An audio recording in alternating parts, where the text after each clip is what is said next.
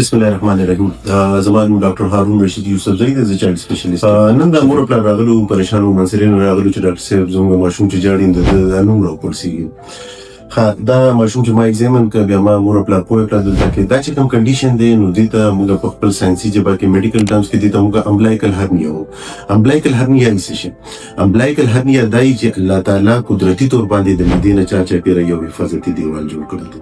او سوشي کله دا حفاظتي دیوال دا کمزور پاتې شي د سزا نه. نو هر هغه کنډیشن چې کوم کې ماشوم په معده کې دنه پریشر سیوا کیږي، ماشوم چې جاړي، ماشوم ټوخی کوي، ماشوم ډک امتیازي کوي او چې سره پر هغه زور لګي نو د دې کمزور ځای نه دا کلمه بهر راوځي. ٹھیک شه دې ته وایي امبلایکل هرنیا. اوس دا کیس چې کوم دی نو دې کوم پیرنټس ته دا ووم چې دا زیاتره په ماشومانو کې 2 کالو 3 کالو پورې دا چې معدې دا دیوال مضبوط شي نو دا ختم شي.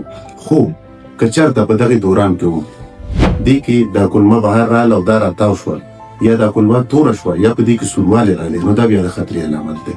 په دې علامت کې به تاسو نږدې چې کوم تاسو ته د ماشومانو سرجن نو دا به هغه ځای او هغه به دې کې سرجري کوي. په دې کې د یو شي وضاحت ضروري دی.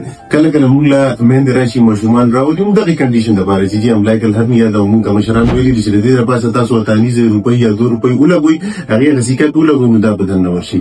دا بالکل غیر ضروري دغه دی، د دې هېڅ فایده نشته. ټیک شه دا ان چې کوم دی نو دا راغلی او دا واپس ګوتې سره ځي او که کله دا واپس راغلی او دا اونخلید نو بیا د دې صرف اپریشن دی دا به تانیز او ګروپۍ باندې نه سمیږي.